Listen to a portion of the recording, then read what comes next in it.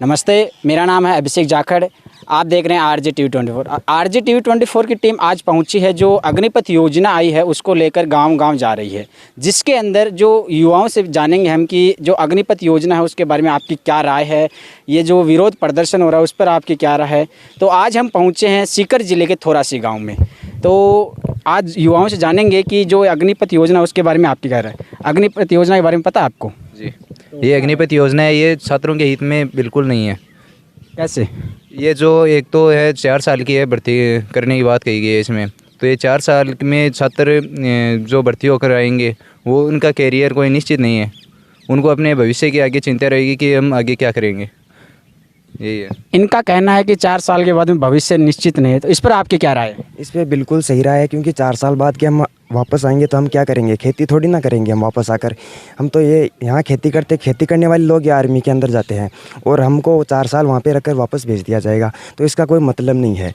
जो ये गवर्नमेंट ने टीओडी लगाया ये बिल्कुल गलत है। दूसरी बात, हम 2 साल से जो रिटर्न बाकी है, एयरपोर्ट्स का एग्ज़ाम दिया है, उससे पहले एयरपोर्ट्स वालों की ज्वाइनिंग थी वो बाकी पड़ी है, तो ये बिल्कुल गलत किया है सरकार ने। मैं सरकार से यह कहना चाहूँगा जिनका रिटर्न बाकी है वो रिटर्न कराए, और जो एयरपोर्ट्स की ज्वाइनिंग जो इंतज़ार कर रहे हैं बच्चे उनको ज्वाइनिंग मिलनी चाहिए।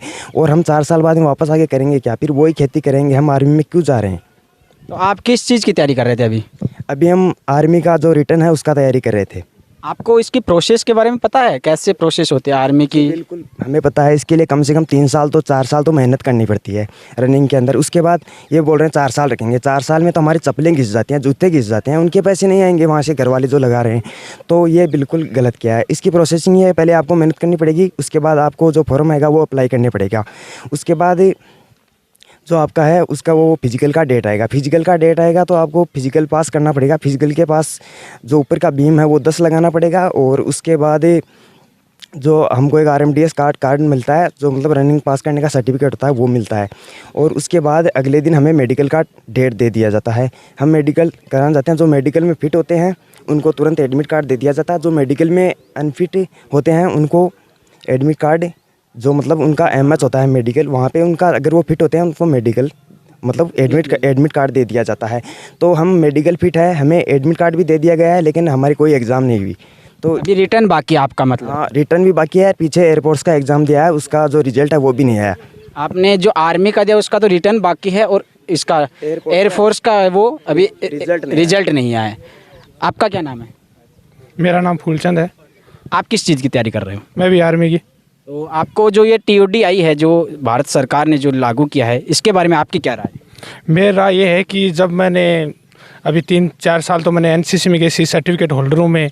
दूसरी बात, अभी 4 साल से तैयारी में लगा हुआ हूँ।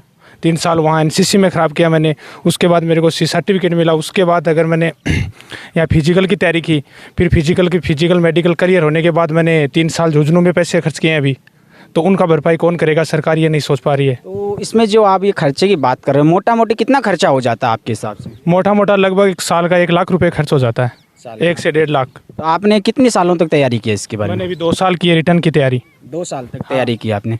अभी जैसे आपने NCC की बात कर रहे हो, तो इससे क्या बेनिफिट होता है आपको आर्मी में जाने के लिए? आर्मी में जाने के लिए NCC से ये बेनिफिट होता है कि GD और ट्रेडमैन के अंदर रिटर्न नहीं लगता है, और बाकी जो एग्ज़ाम है BSF है, CRPF है, जो भी एग्ज़ाम है उनमें इसके मार्क्स मिलते हैं।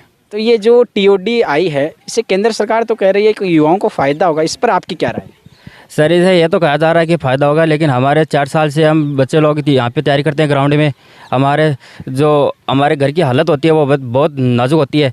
हमारे घर में जो खाने तक को बहुत मुश्किल से पैसा आता है। हम जितना कमाते हैं उतना ही खर्च कर पाते हैं, और हम यहाँ पे पढ़ाई के इतने ज़्यादा खर्च नहीं कर पाते हैं। फिर भी हम परीक्षा की तैयारी करते हैं, और यहाँ पे दौड़ के हम जो भी ग्राउंड में हम मेहनत करना चाहते हैं वो हम पूरी करते हैं, फिर भी हमारा नंबर नहीं आता है सर। फिर भी हम इतनी कोशिश करते हैं कि हम लगें, हम हमारे किसी भी जॉब में हमारा नंबर आ जाए, लेकिन हम आर्मी में जा सकते हैं और किसी में जा नहीं सकते क्योंकि हमारे पास पैसे नहीं होते हैं। हम यहाँ पे दौड़ते हैं, हम पूरी मेहनत करते हैं, फिर भी हमारे जूते चप्पलें सारी घिस जाती हैं, लेकिन हमारे फिर भी नंबर नहीं आ पाता। इनका कहना है कि हमारा खर्चा भी होता है, मोटा मोटी बहुत ज़्यादा होता है, और चप्पलें तक घस जाती है। लेकिन अभी जैसे विरोध प्रदर्शन इसका बहुत ज़्यादा हो रहा है TOD का, और सीकर में भी अभी 17 तारीख को हुआ था, वहाँ पे लाठीचार्ज भी हुआ था, तो इस पर आपका क्या कहना है? तो लाठीचार्ज तो हो गया सर। नाम क्या है? अर्पित बुड़क। कितनी सालों से आप तैयारी कर रहे हैं? 3 साल से करें हम तैयारी। तो अभी जो ये अग्निपथ योजना आई है टीओडी, इसके बारे में आपकी क्या राय है? इसके बारे में इसके खिलाफ है सर हम। कैसे? तो सरकार तो ये कह रही है कि इससे आपको फ़ायदा होगा, युवाओं को रोज़गार ज़्यादा मिलेगा। तो सरकार चूतिया बना रही, क्या फ़ायदा होगा इससे? आप बताओ मेरे को। कैसे?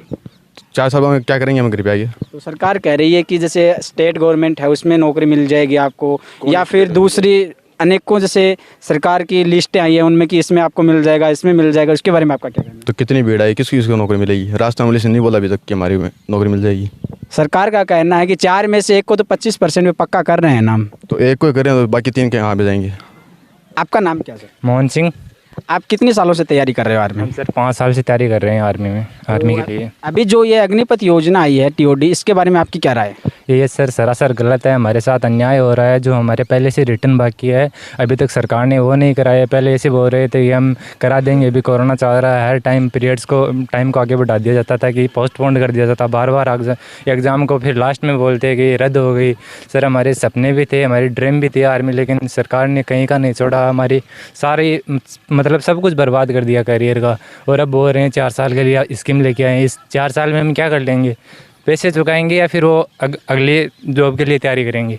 सरकार तो इसकी तारीफ़ें गिना रही है, जैसे कह रही है कि 11 लाख रुपए एक साथ देंगे आपको और 11 लाख रुपए वैसे मिल जाएंगे, कुल मिला के 23 लाख रुपए 4 साल के में मिल जाएंगे।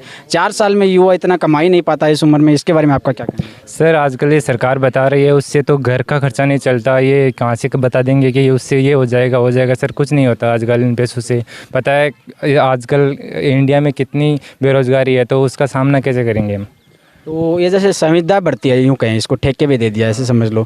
तो इसमें जैसे बड़े बड़े ये जो उद्योगपति हैं वो भी सामने आ रहे हैं, वो कह रहे हैं कि जो ये अग्निवीर बन के आएंगे उनको हम नौकरी देंगे। उस पर आपकी क्या राय है? सर ये हमारे को गार्ड की नौकरी देना चाहते हैं। और ये सर ये जो पहले से जो सर्विसमैन आते हैं 15 साल से रिटायर आते हैं, उनको कौन सी जॉब दे दी इन्होंने? और जो पहले से हम जो बच्चे और फील्ड और सबकी तैयारी करते हैं उसमें कहाँ से जॉब आ गई इनको तो मिल नहीं रही जॉब। ये उनकी भर्तियाँ तो बार बार ये डिक्लेयर नहीं करते, कभी कोर्ट में चली जाती है, कभी कहाँ पे अटका देते हैं। इनको तो जॉब नहीं मिल गई, हमें 4 साल बाद में जॉब देंगे। हम एक सपने को पूरा करने के लिए 5 साल से दिन रात खून का पानी कर रहे हैं ग्राउंड में, उसके लिए जॉब नहीं है। और ये बोल रहे 4 साल बाद आप जॉब दे देंगे। सर ये सरासर बेवकूफ़ बनाने वाली बातें हैं। इसके ऊपर जैसे एक भाजपा के नेता का बयान भी आया था, कैलाश विजयवर्गीय का। उन्होंने कहा था कि अगर हमारे भाजपा कार्यालय के बाहर किसी को रखना होगा तो प्रायोरिटी हम अग्निवीर को देंगे। इस पर आपकी क्या राय है? सर वो खुद के लिए बना रहे हैं जगह कि हम जैसे आगे जैसे अग्निवीर आएंगे तो हमारी सुरक्षा वो ज़्यादा करेंगे, क्योंकि वो आर्मी से निकल के आएंगे। तो जैसे लोकल से तो बेस्ट रहेगा ना, वो हमारे खुद के अपने खुद का स्तर ऊंचा करने के लिए कर रहे हैं कि हमारे पास आर्मी का लगा हुआ है ऑफिसर है, हमारे को डर नहीं है, किसी के हमले की डर नहीं है। वो खुद का सुरक्षा पहले करते हैं सर, इसलिए वो बोल रहे हैं कि हम ये करेंगे सर, बाद में गोदामों में नौकरी करनी पड़ेगी हमें। हमारा ऐसा हो नहीं सकता कि हम बड़े लेवल की तैयारी करें। तो बड़े लेवल की तैयारी करते तो हम इस आर्मी में क्यों घुसते, पहले से निकल जाते ना। तो 4 साल के बाद में आप क्या करोगे, इसके बारे में आपका क्या है? सर वही तो समझ नहीं आ रहा। हम पहले से 5 साल से तैयारी कर रहे हैं, 5 साल से एनसीसी कर ली, स्कूल में एनसीसी की, कॉलेज में एनसीसी की, हमारी लाइफ तो पहले ही बर्बाद कर दिया। बोल रहे हैं ये 4 साल बाद फिर तैयारी करेंगे, पहले ये हमारे हाथों में बंदूक देंगे, ट्रेनिंग देंगे, फिर वापस किताब देंगे। ये कौन सी पढ़ाई हुई? आपका नाम क्या है? मेरा नाम संदीप है। अभी जो ये 4 साल की जो अग्निवीर की योजना आई है अग्निपथ, इसके बारे में आपकी क्या राय है? ये अग्निपथ योजना है, ये 4 साल के लिए है और 4 साल बाद के अंदर रिटायरमेंट कर दे देंगे। रिटायरमेंट के बाद में तो पेंशन मिलेगी, तो जो भी अभ्यर्थी जाएगा आर्मी में उसका अपना भविष्य सिक्योर तो नज़र आएगा नहीं। वो वहाँ से रिटायरमेंट आकर प्रशिक्षण दिया हुआ होगा, प्रशिक्षण के बाद में उसे सारे हथियार चलाने आएंगे तो वो यहाँ पर लोकल आएगा, यहाँ पर गाँव में तो गैंगवार बढ़ेगा इससे। क्यों, इसका क्या कारण है? इसका कारण ये है कि उसे हथियार सभी चलाने आते हैं तो गैंगवारी बढ़ेगा यहाँ। वो यहाँ पे आके कोई रोज़गार भी तो कर सकता है, 10 लाख रुपए मिलेंगे उनको और 10 लाख रुपए पहले उसमें उस टाइम पे मिल जाएंगे उसको। रोज़गार की बात ये है कि ये जो राज्य सरकार है ये कह रही है हम ये प्रायोरिटी देंगे, 10% रोज़गार देंगे। तो 10% रोज़गार जो पहले से रिटायरमेंट फौजी आ चुके हैं हमारे यहाँ, उन्हें रोज़गार नहीं मिला तो हमें क्या रोज़गार मिलेगा? ठीक है। अभी जैसे अग्निपथ के विरोध भी बहुत ज़्यादा हो रहा है, सीकर में भी हुआ था, आप सीकर से आते हो, तो सीकर में जैसे 17 तारीख को लाठी चार्ज भी हुआ था, उस पर आपका क्या कहना है? ये लाठी चार्ज, ये जो अभ्यर्थी हैं ये अपने हक की लड़ाई लड़ रहे हैं, तो जो भी प्रदर्शन कर रहा है वो अपने हित के लिए कर रहा है। तो सरकार से मेरा निवेदन है कि ये सरकार भी इन बच्चों का साथ दे जैसे जैसे आपने देखा होगा बिहार में, यूपी में, हरियाणा में इधर जो ट्रेनें भी जला दी है और रेलवे स्टेशन भी उखाड़ फेंके हैं, तो इस पे आपकी क्या राय है? क्योंकि ये गलत नहीं है। ये अभ्यर्थियों की अग्नि परीक्षा ले रहे हैं। जैसे 2-3 बार पहले भी अभ्यर्थी आंदोलन कर चुके हैं। 5 अप्रैल को आंदोलन किया था, शांतिपूर्वक आंदोलन किया था, दिल्ली में आंदोलन किया था ये। तो बाद में 2-3 बार और भी गया था, राजनाथ सिंह से बैठक भी हुई थी। तो उन्होंने कहा कि 1 महीने के अंदर हमें 1 महीने का टाइम दीजिए, 1 महीने में हम आपकी एग्ज़ाम करवा देंगे और भर्तियों का शेड्यूल जारी कर देंगे वहाँ से। यहाँ पर इनके गार्जियंस भी हैं, उनसे भी जानते हैं कि सर ये जो अग्निपथ योजना आई है इसके बारे में आपका क्या कहना है? सर ये योजना है ये जवानों के बिल्कुल खिलाफ है, क्योंकि बंदा है यहाँ से पहले तो ये जो तैयारी कर रहे थे इसमें से 18 लड़के में से 14 लड़के थे, उन्होंने मेडिकल और फिजिकल दोनों फिट किए होकर और रिटर्न की तैयारी कर रहे थे। पिछले 2 साल से ये कोरोना के अंदर भी रुके नहीं, बिल्कुल तैयारी कर रहे थे। कहीं कोई लाइब्रेरी ज्वाइन कर रहा था, कोई कोचिंग ज्वाइन कर रहा था, सारे अच्छे से तैयारी कर रहे थे। अभी जैसे ही ये योजना आई है इसके बारे में इनको पता चला है, एकदम से इनका मोरल डाउन हो गया है। कुछ लड़के तो ऐसे हैं कि मतलब रो रो के उनका बुरा हाल है, ये बोल रहे हैं कि हमारा आगे क्या होगा, क्योंकि गवर्नमेंट ने जो भर्ती होने की जो डेट फिक्स की है इनकी वो 17.5 से 21 साल थी और बाद में कोरोना का नाम लेकर के इन्होंने 23 साल कर दी। लेकिन जो टेक्निकल और ट्रेडमैन की जो भर्ती देख रहे थे वो लड़के पहले से ही 21 से 23 साल के थे, अंडर में आ रहे थे। तो वो पहले वो भर्ती देख रहे थे तो उनको सी सर्टिफिकेट भी था, उसमें ए ग्रेडिंग भी थी, उनका रिटर्न भी नहीं लगना था, उनको डायरेक्ट ज्वाइनिंग भी मिलनी थी। घर वाले भी उनके खुश थे, वो सोच रहे थे कि मेरा लड़का है वो फौज में भर्ती हो गया। लेकिन अभी जैसे ये योजना आई उसके सारे सपने टूट गए। जब मैंने एक लड़के से पूछा यार तू ग्राउंड में क्यों नहीं आ रहा, मैंने ग्राउंड में जाके देखा, पूछा उससे, बोला भाई जी मेरे को तो फौजी की तस्वीर है वो दीवार पर ही देखनी है। मैंने कहा ऐसा क्यों बोल रहा है, मेरी तो उम्र है 23 साल 3 दिन हो गए, मैं अभी क्या करूँगा, मैं तो जा नहीं पाऊँगा। उस लड़के के ऐसे लफ्ज़ थे, उसकी आवाज़ में वो था, रुद्र था। मैं भी उसकी आवाज़ सुन के बिल्कुल ऐसे हो गया कि यार लड़के के साथ में बहुत गलत हुआ। आप सर एक्स आर्मी मैन हो, तो ये जो अभी जो टीओडी आई है उसमें और पहले वाले में फ़र्क क्या है सर? सर टीओडी है, टीओडी के अंदर बंदा है 4 साल के लिए भर्ती होके जाएगा, उसके मन में माइंड सेट पहले से फिक्स होगा कि मैं 4 साल के लिए यहाँ पर फौज में आया हूँ। वो ये नहीं सोचेगा कि मेरा 25% में सिलेक्शन होगा या नहीं होगा। दूसरी बात, जब भी वो घर पे आएगा घर वालों का भी प्रेशर रहेगा कि तेरा मतलब परमानेंट कब होगा, तू परमानेंट कब होगा। तो एक तो घर की तरफ से उसको प्रॉब्लम रहेगी, दूसरी उसके मन में भी ये रहेगा कि मैं कब परमानेंट होऊंगा या नहीं होऊंगा। उसके दिमाग में एटी टाइम 4 साल तक उस स्ट्रेस को लेके वो बंदा जिएगा। तो वो ट्रेनिंग के ऊपर उसका फोकस कम होगा और उसके 4 साल के ऊपर उसका फोकस ज़्यादा होगा, तो वो सही से ट्रेनिंग भी नहीं ले पाएगा। दूसरी बात ये, ट्रेनिंग लेने के बाद में अगर 25% में वो सिलेक्शन हो गया तो आगे उसकी कोई पेंशन वो बंद है, पेंशन भी नहीं है उसकी। तो जब फौज में जाने के बाद में उसको फौज जो पहले जो सर्विस कर रहे हैं उसमें एक बहुत काफ़ी गैप हो जाएगा इस चीज़ को लेकर के। सर जैसे आपने ये प्रेशर की बात की, तो जैसे अभी हाल ही में जो ये योजना आई है इसके बाद में काफ़ी युवाओं ने सुसाइड कर लिया है। हाँ जी बिल्कुल। और अभी जो आपने बता रहे हो कि 4 साल में इनका भी प्रेशर रहेगा, तो ऐसी घटना बाद में भी हो सकती है, क्योंकि जो परमानेंट नहीं होगा तो वो वापस आएगा तो उसको घर वालों का टॉर्चर भी होगा। तो इस पर आपका क्या कहना है? सर युवाओं के लिए तो यही कहना है कि वो पॉजिटिव सोचे, क्योंकि अभी टीओडी है तो टीओडी तो गवर्नमेंट ने तो निकाल दी, अभी लड़का कुछ कर नहीं सकता। अभी लड़का है जो आर्मी की तैयारी कर रहा है वो एकदम से ये सोचे कि मैं टीचर की तैयारी करूं या फिर मतलब ये कहता कि फर्स्ट ग्रेड की या आरएस की तैयारी करूं, तो उसकी तो लाइन ही तो अटक गई उसकी। अभी वो आर्मी के लिए, डिफेंस के लिए जाना चाहता था, देश के लिए जाना चाहता, अपने परिवार के लिए जाना चाहता था। वो उसको गर्व फील होता था कि मैं आर्मी की ड्रेस पहनूंगा। हमारे को देखता था तो भी उसके मन में एक खुशी होती थी कि मतलब बहुत ज़्यादा कि मेरे को आर्मी में जाना है। हमारे को देख के वो लड़का बड़ा हुआ है। तो ऐसा है ना कि अभी वो जो टीओडी में जाएगा तो उसके तो अरमान है, उसके अंदर तो काफ़ी वो गिरावट आ जाएगी ना। वो उसी लेवल की अभी तैयारी भी नहीं कर पा रहा है वो लड़का, जैसे पहले फिटनेस में वो था वो उतनी उसके अंदर वो तैयारी नहीं आ रही है। उसके जो फिजिकल फिटनेस है वो भी वीक हो गई है इस चीज़ को सुन करके। अभी सर अभी जो इसने जो ये योजना है इसके बाद में 3 बार बदलाव हो चुका है इसमें। हाँ जी। और पहले उम्र 21 साल थी, अभी 23 साल कर दी है। हाँ जी। और इसमें अभी डिफेंस जो इसके हेड हैं इन्होंने ये घोषणा भी कर दी है कि आने वाले 1 महीने के अंदर इनका प्रोसेस भी स्टार्ट हो जाएगा और इसको दिसंबर तक कंप्लीट कर दिया जाए। तो ये तो श्योर मान के चलो कि ये तो ये इनका है। तो इस पे युवा क्या करेंगे फिर? सर युवा क्या करेंगे, युवा को तो भर्ती में तो जाना होगा, क्योंकि युवा के पास में तो कोई ऑप्शन छोड़ा नहीं है। युवा जब ऑप्शन तो जब छोड़ते हैं इस युवा के पास में, जब इसमें कुछ अलग से कोई जिसकी एज ज़्यादा हो गई हो, 21 से 23 साल का पहले प्रोसेस था, उसके हिसाब से जैसे 23 से 25 तक कोई ऑप्शन रखते हैं इनके सामने, तभी युवाओं के लिए कुछ होता। लेकिन ऐसा कोई ऑप्शन इन्होंने छोड़ा नहीं। अभी टीओडी इन्होंने लागू कर दी, अचानक ही एकदम से लागू की तो बंदा एडजस्ट भी नहीं कर पाता अपने आप को। सुसाइड होने का ज़्यादा कारण तो यही है कि बंदा टीओडी के लिए अपने आप को एडजस्ट नहीं कर पा रहा था, इसलिए उन्होंने सुसाइड कर ली। कुछ गरीब परिवार से आते थे, उनका कर्जा काफ़ी ज़्यादा हो गया, वो उन्होंने सुसाइड कर ली कि भाई इतना कर्जा हो गया, बंदा टीओडी में जाएगा, सेलेक्ट होगा या नहीं होगा कोई पता नहीं, आगे क्या करेगा बंदा, इसलिए उसके अरमान वहाँ पर ही ख़त्म हो गए, इसलिए उसने सुसाइड कर ली। अभी आर्मी की बात ये रही कि टीओडी और आर्मी में तो बहुत ज़्यादा अंतर हो गया ना। अभी तो बंदा, अभी हम हैं, हमारे को दूसरी सर्विस नहीं मिल रही, हमारे को काफ़ी 12.5% कोटा है, लेकिन युवा है ये जाएगा तो ये वापस आएगा तो इनको 10% आरक्षण है, वो भी कुछ ही सर्विसों में है, सभी में नहीं है। तो ये बंदे हैं, ये कहाँ जाएंगे? आरक्षण तो एक बार सर्विस मिलना बहुत मुश्किल है, तो दूसरी सर्विस की कौन गारंटी दे रहा है कि दूसरी सर्विस मैं तेरे को दे दूंगा?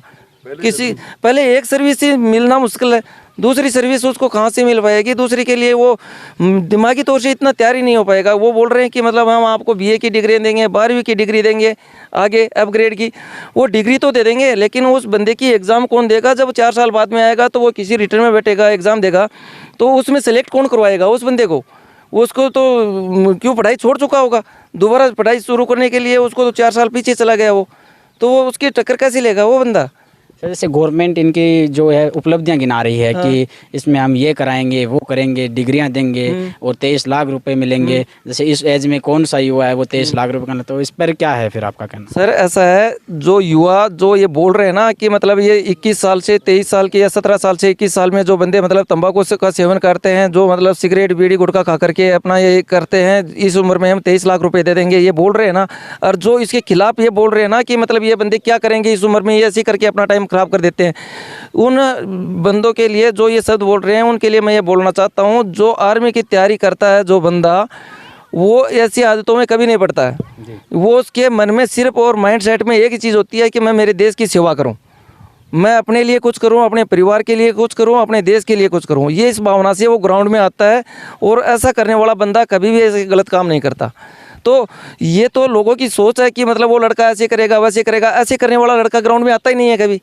वो कभी आर्मी के सोचेगा भी नहीं कि मेरे को आर्मी में जाना भी है, मेरे को ये करना है। तो ये तो लोगों की सिर्फ गलत बात है। बात रही 23 लाख रुपए की, 23 लाख रुपए वो लेके आ जाएगा। ये गवर्नमेंट ने ये तो बता दिया 23 लाख, इसके बेनिफिट बता दिए कि 23 लाख रुपए उसको मिलेंगे, तो उसको ये नहीं बताया कि इसमें खर्चा कितना होगा। वो लड़का क्या छुट्टी नहीं आएगा क्या? उसको घर पे रिक्वायरमेंट नहीं होगी? ऐसा कौन सा आदमी है जिसको मतलब मंथली पेमेंट मिलता है और उसको पेमेंट को बजट के तौर पर रखता है? सबके घर में मतलब खर्चे होते हैं, उसी हिसाब से खर्चा होता है, तो वो पैसे तो खर्च हो जाएंगे उसके। कुछ पैसे उसको बता रहे हैं कि 11 लाख रुपए जब वो आएगा पेंशन तो एक किस्त में मुफ्त में इसको मिलेगा, तो वो 11 लाख रुपए मिलेंगे। तो 11 लाख, आज की जो महंगाई का दौर है, 4 साल वो सर्विस करेगा, उसके बाद में उसके 11 लाख रुपए होंगे। तो इस महंगाई के दौर में 11 लाख रुपए का मायना क्या है ये बताओ ना। उस 21 साल के यंग लड़के के लिए 11 लाख का क्या महत्व है? क्योंकि 21 साल वाला तो IIT भी कर रहा है, 21 साल वाला तो प्रोफेसर भी बन रहा है, तो उसके तो लिए बहुत बड़ी वो चीज़ होगी ना। वो 11 लाख रुपए में क्या करेगा वो बंदा? उसकी तो पूरी लाइफ आगे पड़ी है। वो खेती करेगा, किसी मजदूरी करेगा, गैंगस्टर बनेगा, क्या करेगा वो? सर आप जैसे गैंगस्टर की बात कर रहे हैं, तो ये आप क्यों कह रहे हो कि गैंगस्टर ही बनेगा वो? क्योंकि यहाँ पे आके कोई रोजगार भी तो कर सकता है। सर रोजगार कर सकता है, लेकिन क्या होता है कि आर्मी में हर चीज़ की ट्रेनिंग मिलती है, हर हथियार की ट्रेनिंग मिलती है। आर्मी में ट्रेनिंग मिलने के बाद में क्या होता है, लड़का बेरोजगार हो जाता है। जब उसको आगे वो ट्राई करेगा, कुछ एक भर्तियों में ट्राई करेगा, उसका कहीं नंबर नहीं आएगा या फिर वो किसी में फिट नहीं हुआ, तो क्या उसका ब्लड है वो एकदम ताज़ा होता है। और ताज़ा ब्लड होता है तो आर्मी में इसीलिए लेते हैं, यंग मतलब ताज़ा खून के लिए लेते हैं कि उसमें जोश होता है अलग तरह का। और वो जोश के अंदर क्या होता है, आर्मी में तो क्या वो बंदा रहता है रूल से, और आर्मी से आज़ाद होने के बाद में वो रूल से एकदम से फ्री हो जाता है। वो उसको आदमी वो समझ नहीं पाता कि सही और गलत क्या है। फिर बाद में जब वो कमाई का जरिया नहीं मिलता उसको, तो फिर वो गलत आदतों में का वो शिकार हो जाता है। क्योंकि फिर वो समाज के एकदम से खिलाफ होना, उसके एक मन की भावना हो जाती है, उसकी खुद के विचार हो जाते हैं कि मेरे को इस देश ने क्या दिया, मेरे को 4 साल सर्विस कराई, मेरे को निकाल दिया, मेरे साथ में भेदभाव हुआ, मेरे को दूसरी जॉब नहीं मिली, अभी मैं क्या करूं? तो फिर वो इस हीन भावना का शिकार होकर के और किसी न किसी ग्रुप में ऐसे शामिल हो जाएगा और फिर बाद में दूसरे ग्रुप ऐसे हैं बार बार गैंगस्टर हैं, वो ऐसे लोगों को मतलब देखते रहते हैं कि कोई आए तो हमारे साथ में सपोर्ट मिले, हमारी पार्टी को मजबूत हो। जी थैंक यू। आपका नाम क्या है? सचिन मुर्डक। अभी जैसे ये बता रहे थे अग्निपथ योजना के बारे में, टीओडी के बारे में, तो आपकी क्या राय है?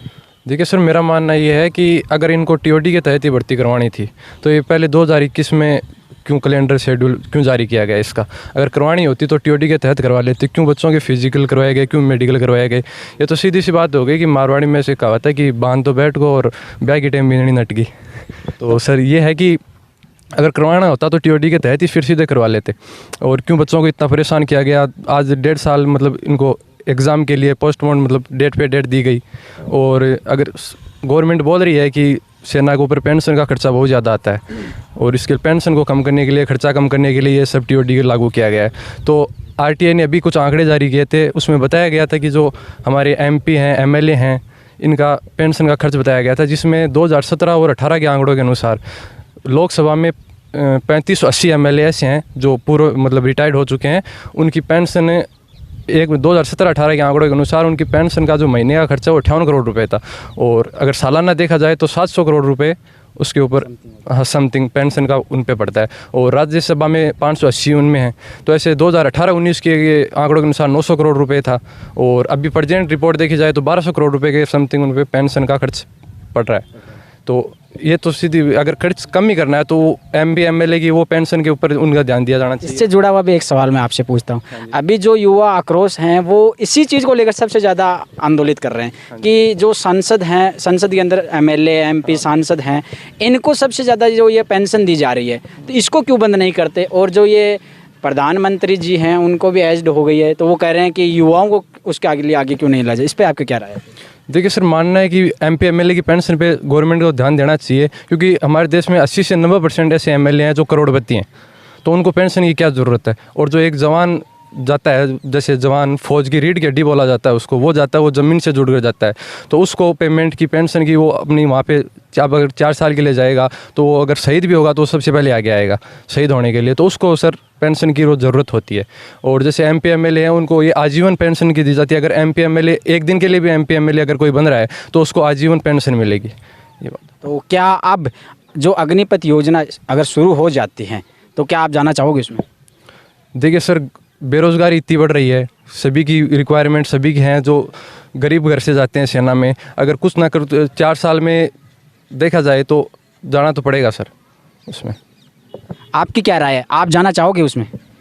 हाँ, जैसे भाई ने बताया कि रिक्वायरमेंट सबकी बढ़ती हैं तो मेरे को भी जाना तो पड़ेगा, फिर क्या है। तो जैसे किसान आंदोलन हुआ था उसमें किसानों ने सबने एक संगठित होकर बड़ा आंदोलन किया, तो क्या युवा ऐसा कोई आंदोलन नहीं कर सकते? क्यों नहीं कर सकते, युवा भी कर सकते हैं। लेकिन वहाँ पे जैसे मोदी जी ने कहा मैं ये पॉलिसी है रशिया से लेके आया, रूस से लेके आया, वहाँ से लेके आया, तो मैं मोदी जी से कहना चाहूँगा कि आप वहाँ से क्यों लेके आए, आप नीदरलैंड से लेके आते हैं, वहाँ भी प्रधानमंत्री 2 साल के लिए रहता है, वो तो पॉलिसियाँ नहीं लेके आया। सीधा सा मतलब ये है कि जैसे सांसद हैं, एमएलए हैं, उनके जो पेंशन है सबसे बड़ा मुद्दा यही उठा रहे हैं युवा, तो इस पे आपका क्या राय है फिर? मेरा राय ये है कि इनको जो पेंशन दी जा रही है, क्या एमएलए का बेटा वहाँ फौज में जाएगा, रक्षा मंत्री राजनाथ सिंह का बेटा फौज में जाएगा, अगर वो फौज में जाने जाएगा उसका बेटा तो वो जाके वहाँ शहीद होकर देखा, उसको 48 लाख रुपये मैं दूंगा, चाहे कहीं से भी देना पड़े। अभी हमारे साथ आप भी गार्जियन हो यहाँ पे और आप यहाँ इस गांव के सरपंच भी रहे हो पहले, तो सर आपकी क्या राय है अग्निपथ योजना पे युवाओं को लेकर? क्योंकि आप काफ़ी युवाओं को सपोर्ट करते हो, हमने देखा है इसके बारे में। ये जो ग्राउंड देख रहे हैं हम जिसमें खड़े हैं ये भी आपकी ही देन है, तो इस पर आपकी क्या राय? देखो, पहले तो मैं आपको बताता हूँ, ये ग्राउंड ये सब है, ये हमारे पूरे गांव की देन है। हमारे गांव के युवा यहाँ पर प्रैक्टिस करते हैं और ज़्यादा से ज़्यादा हमारे गांव में ऐसा कोई घर नहीं है जिसमें आज फौज में, आर्मी में, पुलिस में हर घर से एक बंदा है। दूसरी बात, मैं अग्निवीर के बारे में ये बताना चाहता हूँ कि सरकारें नई नई रोज़ नीतियाँ ला रही हैं। अग्निवीर के बारे में बहुत फ़ायदे गिनाए जा रहे हैं, उनकी कमियाँ कोई नहीं देख रहा है। फ़ायदे अगर इनको गिनाना था, अग्निवीर ये नई योजना लेकर आनी थी तो पहले जो भर्तियाँ थी वो बहाल है, उनको तो बहाल करते। आज भी आर्मी में आंकड़ों के अनुसार हर साल के कम से कम 1 लाख 3 साल से भर्ती नहीं हुई, उसमें 1 लाख भर्ती तो आज ज़रूरत है आर्मी की। और जैसे पद खाली पड़े हैं, पहले उन पदों को भरा जाता, उन पदों के साथ ही देश में जैसे जनसंख्या बढ़ रही है उसी प्रकार से युवा भी बढ़ रहे हैं। और युवाओं को जो भर्ती हर साल में 70,000 भर्ती आर्मी हर साल लेती थी उसको 45,000 कर दिया। और उस 45,000 में देखो आप, एक हमारा जैसे सीकर जैसा ज़िला है उसमें भी 25 लाख युवा फिर रहे हैं। आज पिछले दिनों एक राजस्थान में एक पुलिस की भर्ती आई थी, उसमें 5,000 पद थे और 25 लाख युवाओं ने उसमें पार्टिसिपेट किया, 25 लाख युवाओं ने उसमें परीक्षा दी है। तो बेरोज़गारी बहुत ज़्यादा बढ़ रही है। इस बेरोज़गारी को देखते हुए यहाँ के हमारा देश है वो गाँव का कल्चर है। गाँव में हर काश्तकार है, काश्तकार किसान है, उनके बेटे हैं, उन्हीं के बेटे काश्तकार और किसानों कॉर्पोरेट घरानों के बेटे कोई आर्मी में नहीं जाएगा। काश्तकार किसान के 2 बेटे हैं तो एक बेटा देश की सेवा के लिए खेत में अन्न पैदा करेगा, तो दूसरा बेटा कंधे पर बंदूक लेकर देश की सेवा करेगा। और उन्हीं के साथ ये कुठारघात हो रहा है। पहले ये नीतियाँ बनाई जा रही है कि काश्तकार को ख़त्म किया जाए, उनको ज़मीन जंगल से उनको बर्खास्त किया जाए। ये जो सीमाएँ जो चल रही हैं, जो देश में ये नए नए नियम बना रहे हैं, वो कॉर्पोरेट घरानों के लोग बना रहे हैं, जो एसी में बैठकर बना रहे हैं।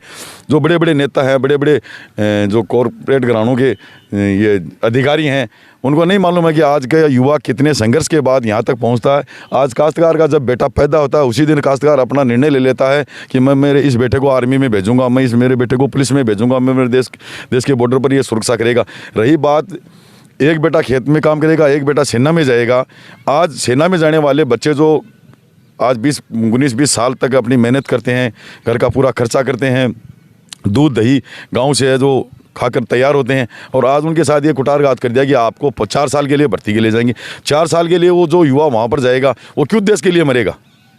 किस लिए वो देश के लिए मरेगा? पहले सेना में क्या था, एक अनुशासन था। उनको था कि 4 साल पहले तो आर्मी का जवान सही तैयारी नहीं होता है। 5 साल पहले तो उनको कहीं जैसे बढ़िया पोस्ट है या बढ़िया लड़ाई में वहाँ उनको भेजा ही नहीं जाता था, और आज 4 साल के बाद उसको रिटायर करके घर भेज दिया जाता है। ये जो अग्निवीर योजना चलाई गई है, वो देश की सेवा के लिए नहीं चलाई गई है, नए देश के युवाओं को रोजगार देने के लिए चलाई गई। ये जो कॉर्पोरेट घराने हैं जैसे अडानी अंबानी हैं, उनको आज गार्ड की जरूरत है, और वो देश की संपत्ति से उन गार्डों को तैयार करके अपने यहाँ गार्ड की नौकरी देना चाहते हैं।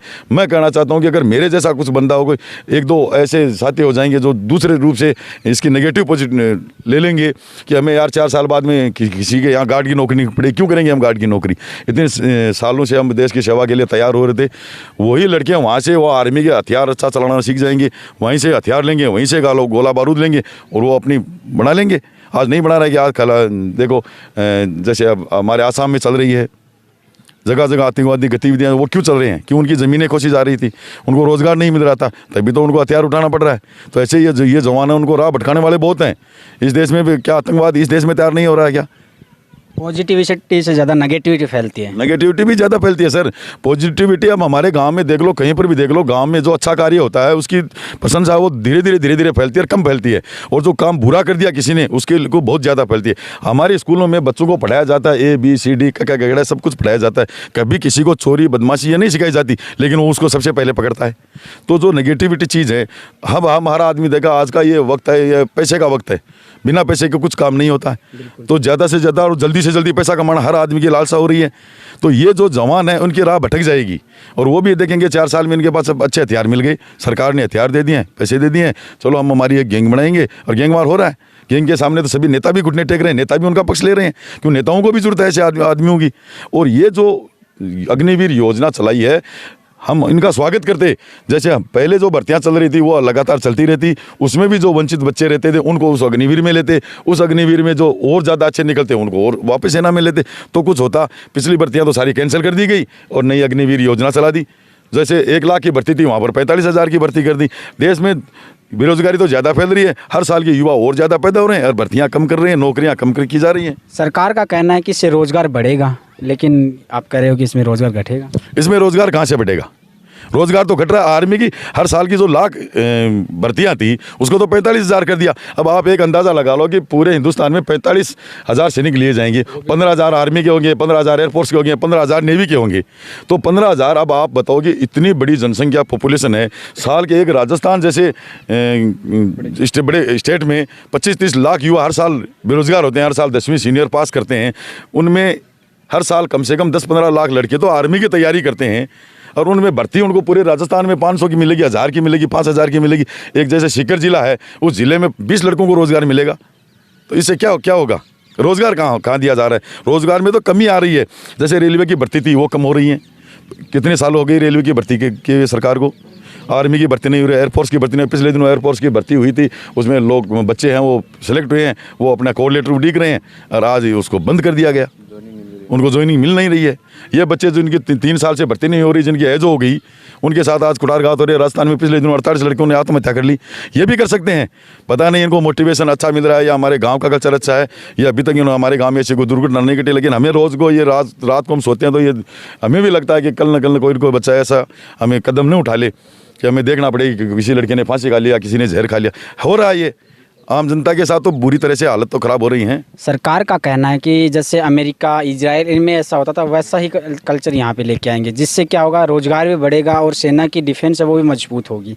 इस पर आपका क्या कहना है? देखिए, सरकार कह रही है अमेरिका है, इजराइल है, वैसे पहले तो वो बहुत विकसित देश हैं। हमारा देश ने क्या किया आज तक? 47 में आज़ाद हमारा देश हुआ था, 47 में आज़ाद चाइना हुआ था। आज हमारे एक कंघी है ना, वो भी हिंदुस्तान में नहीं बनते, वो भी चाइना की हम ले रहे हैं। तो कहाँ से देश विकास करेगा? और विकासशील देशों का क्यों नाम ले रहे हो आप, जिन उनमें तो जनसंख्या ही कम है। वहाँ पर तो हर रोज़गार जो बच्चा पैदा होता है उस दिन से उसको सरकारें उनको तनख्वाह देना चालू कर देती हैं, उसकी पढ़ाई फ्री है, उनको एजुकेशन सब कुछ फ्री है। जैसे एजुकेशन करके वो तैयार होता है, सरकार उनको पेंशन पहले ही देती है, रोज़गार भत्ता भी देती है, बेरोज़गार भत्ता देती है। यहाँ पर किस प्रकार का भत्ता दिया जा रहा है? हमारे देश के लोग भाग कर अमेरिका वहाँ पर रोज़गार लेने के लिए जा रहे हैं। हमारे देश में तो कोई नहीं आ रहा। अमेरिका एक बंदा यहाँ नौकरी करने के लिए आ रहा है क्या? इंग्लैंड का कोई नौकरी करने के लिए आ रहा था? जहाँ पर जनसंख्या कम है उनका उदाहरण क्यों दे रहे हो? अगर उनको दे रहे हो तो जैसे जैसे सुविधा अमेरिका की हर आदमी को दी जा रही है वो अमेरिका की वो लागू करें, तो वो सुविधा पहले दो इनको, उनके बाद में ऐसी भर्तियाँ लेते रहना, कौन नहीं जाएगा? अभी देश का जो युवा है वो बहुत ज़्यादा आक्रोशित है। जैसे अनेकों जगह उसने ट्रेनें जला दी है, रेलवे स्टेशन जला रहा है और पुलिस थाने भी जला रहा है, और जो पुलिस थाने में जो लगे हुए हैं उनको भी लाठी डंडे मार रहे हैं। तो सर, इससे एक ज़्यादा बढ़ावा नहीं दे रहा है ये, मतलब कि इनको ये ऐसा नहीं करना चाहिए? इस पर आपका क्या कहना है? देखिए, मैं पहले आपको कहता हूँ देश का युवा क्यों आक्रोशित है। देश के युवा को भ्रमित किया जा रहा है। देश में लागू की जाती है जैसे सफाई योजना, जैसे शौचालय बनवाने थे, तो जितने शौचालय बने ने उससे ज़्यादा देश की सरकार ने एडवर्टाइज पर ज़्यादा पैसे खर्च कर रही है। आज ये अग्निवीर है, इसके में 45,000 पद हैं, लेकिन 45,000 पदों पर जितनी उनको वो तनख्वाह देंगे उससे ज़्यादा तो ये एडवर्टाइज पर लगा रहे हैं। देश के युवा को भ्रमित किया जा रहा है, उनको सही रास्ते पर जाने नहीं दिया जा रहा है। देश के युवाओं को धर्म के जाल में उलझाया जा रहा है, आपस में लड़ाया जा रहा है। क्योंकि जब तक हमारा देश का युवा कमज़ोर रहेगा या देश का कमज़ोर रहेगा तो ये जो शासक रहेगा वो उन पर शासक कर सकेंगे। हमारा देश का युवा धीरे धीरे पढ़ लिख कर कुछ आगे बढ़ने लगा था। जो मध्यम परिवार थे वो थोड़ा उच्च होने लगे थे, जो काश्तकार परिवार था वो भी थोड़ा संपन्न होने लगा था। लेकिन इन देश के जो ये कॉर्पोरेट घराने हैं, जो ये हमारे जो नेता हैं, उनको ये बात अकड़ रही है कि ये इनसे क्वेश्चन करने लगे हैं। तो हमेशा ही जो राजाशाही शासन चला है वो हमेशा कमज़ोर पर और गरीब पर चला है। ये कमज़ोर और गरीब बनाना चाहते हैं इस देश को, आपस में लड़ाना चाहते हैं इस देश को। देश के युवाओं को उलझा रखा है। अब धर्म के नाम पर लड़वाया जा रहा है, जय श्री राम के नारे लगवाए जा रहे हैं। अरे इस देश में राम भी रहेगा, इस देश में रहीम भी रहेगा। क्यों आप इस देश के टुकड़े करने पर तुले हुए हो? आज इस देश के युवा अगर किसी भी बात को लेकर क्वेश्चन करते हैं तो वो क्वेश्चन वर्तमान सरकार से किया जाता है, लेकिन जैसे ही क्वेश्चन किया जाता है वो पिछले ले जाते हैं 50 साल पहले कि पंडित जवाहरलाल नेहरू ने ये किया था। जी आप क्या कर रहे हैं? इस देश में पहले ठग बैठे थे और अब महाठग आ गए हैं इस देश में। ये देश कहाँ विकास करेगा? आज भारत देश इतना बड़ा देश था जो कह रहे हैं कि देश विश्व गुरु बनेगा। किस तरह से विश्व गुरु बनेगा? होम करने से विश्व गुरु बनेगा। आज इन बच्चों को पढ़ाया जाता है योग की इन युवाओं को जरूरत नहीं है, युवाओं को व्यायाम की जरूरत है। योग तो बूढ़े बुजुर्ग करते हैं, देश में फैलाया जा रहा है योग करो। क्या है योग? तो इस देश के सभी युवाओं को भ्रमित किया जा रहा है, सही उनकी राह पर जाने नहीं दिया जा रहा है। देश के युवा हैं, खेल कूद में आज मेडल नहीं ला रहे हैं। चाइना आज कितना मेडल ला रहा है। एक हमारा नीरव पिछले दिनों वो गया था, उसने 1 मेडल लेकर आया। यार देश पूरा खुशी मना रहा है। क्या दिया इस देश ने? ये देश सिर्फ भ्रमित कर रहा है सभी युवाओं को, और उनको राह ही ऐसी दे रहा है। और धीरे धीरे युवा जागरूक हो गए, सोशल मीडिया के हिसाब से भी जागरूक हो रहा है। तो उसको ये समझ में आ रहा है कि हमारे साथ कितना कुठारघात हो रहा है, कितना हमारे साथ बेईमानी हो रही है। इसलिए युवा में जोश रहेगा और युवा सरकार से क्वेश्चन करेगा। युवा सरकार से क्वेश्चन करता है तो उसको आतंकवादी घोषित कर दिया जाता है, या उसको जैसे भी अभी आप बता रहे थे कि अमेरिका है, जापान है, उसकी टेक्नोलॉजी भारत में ला रहे हैं। तो अमेरिका जापान जैसी सुविधाएं दो। हम जैसे ही बात करते हैं कि अमेरिका में वो सुविधा है तो हमारी सुविधा के लिए हमारी सरकार सीधे पाकिस्तान पर चली जाती है। किस पाकिस्तान से तुलना कर रहे हो जो भारत के एक राजस्थान के जितना बड़ा नहीं है, उसकी जनसंख्या हमारे सामने कुछ नहीं है। उसका उदाहरण आप हमें क्यों दे रहे हो? हमारा एक छोटा सा देश बांग्लादेश है, वो भी आज भारत की GDP और सबसे आगे निकल रहा है। तो कहाँ किस देश के बारे में ये बताएंगे हमें? सर जैसे सरकार जो ये योजना लाई इससे कहना चाहते हैं कि इसमें बजट कम होगा, इससे जो पेंशन है वो नहीं देंगे, तो इसके बाद में युवा एक ये आवाज़ और उठा रहे हैं कि जो MP MLA हैं उनको भी पेंशन बंद कर देनी चाहिए। इस पर आपकी क्या राय है, क्योंकि आप भी एक पॉलिटिकल से जुड़े हुए हो? बिल्कुल आपने सच करे। मैं तो खुद कहना चाहता हूँ कि एक MP चुनाव लड़ता है, जनता उसको वोट देती है, वो अपने आप को कहता है कि मैं ग्राम सेवक हूँ, मैं जनता का सेवक हूँ। अगर वो सेवक है तो फिर उसको पेंशन भत्ता क्यों दिया जा रहा है? अगर वो सेवक ही है तो उसको भत्ता क्यों दिया जा रहा है? और ये जो नौजवान है जो देश के लिए मरने के लिए तैयार होते हैं उनकी तो पेंशन बंद कर दी जाती है। एक सांसद है, एक MLA है, वो एक बार नहीं, अगर वो 2 बार चुनाव जीत गया, 3 बार चुनाव जीत गया, तो उसको 3 पेंशनें दी जाती है, उनको भत्ता दिया जाता है। एक नेता है, उस नेता को 1 रुपये में संसद में चाय मिलती है, और ये जो बाहर के जो बेरोजगार हैं, जो ये सैनिक हैं, उनको वही चाय 10 रुपये में मिलती है। तो ये तो इनके साथ कुठारघात हो रहा है ना। और ये जो संसद में बैठकर जो निर्णय कर रहे हैं कि इनकी पेंशन है, तो वो अपनी पेंशन पहले बंद क्यों नहीं करते? अगर उनको देश के ऊपर भार दिख रहा है, हमें भी हमारे परिवार में एक मुखिया होता है, उस मुखिया को मालूम है कि हमारे घर में इतना खर्चा, तो वो सबसे पहले अपना खर्चा कम करेगा, वो अपने कपड़े कम लाएगा, अपने खाने की व्यवस्था कम करेगा, अपने बच्चों का ध्यान रखेगा। ये तो संसद में बैठे महाचोर ठग हैं जो बच्चों का खर्चा निकाल कर अपना खर्चा भर रहे हैं, अपने बच्चों को इंग्लैंड, अमेरिका, उन देशों में पढ़ा रहे हैं। और ये काश्तकार का बच्चा वो कहाँ से लाए? अपने परिवार के लिए सारी सुविधाएं ले रहे हैं, यहाँ से जा रहे हैं, हम देश की सेवा करें। अगर वो सेवा कर रहे हैं तो उन पर भी लागू किया जाए, उनको शिक्षा लागू की जाए, उनको उम्र तय की जाए, और उनका ये पेंशन ये सब बंद किया जाए। अगर वो 5 साल तक रहता है तो उस 5 साल तक अगर वो अच्छे कार्य करता है तो ठीक है, अगर अच्छे कार्य नहीं करता उसको चाहे 1.5 साल हो, 2 साल हो। अगर आर्मी में कह दिया कि ये अग्निवीर ले रहे हैं, 4 साल बाद में जो अच्छे रहेंगे उनको 25% को रख लिया जाएगा, तो ऐसा इसमें ही होना चाहिए। जो अच्छे काम कर रहे हैं, जो देश के लिए नेगेटिव पॉजिटिव सोच रहे हैं, उनको संसद में रखा जाए, और जो नेगेटिव उनको वापस दिखाकर उनका दोबारा चुनाव किया जाए, जनता को यह अधिकार भी दिया जाए। शुक्रिया। तो ये थे जो अभी हम सीकर जिले के थोरासी गांव में थे, युवाओं से हमने अग्निपथ योजना के बारे में जाना, और इनके जो गार्जियंस थे इनसे भी जाना। यहाँ पे सरपंच साहब भी थे जो पूर्व सरपंच थे, और यहाँ पे साहब थे एक्स आर्मी मैन है, जो इन्होंने भी अपने ओपिनियन बताया कि ये जो सही है या नहीं। फिर मिलेंगे एक नए गाँव में नए युवाओं के साथ में, उनकी क्या राय है। आप देखते रहिए हमारे साथ RJ-TV24। RJ-24 एक छोटा सा अनुरोध और करता है, आइए हमारे साथ जुड़िए, हम समाज को एक नई दिशा देने का काम करें। जय हिंद, जय राजस्थान। जय हिंद, जय भारत।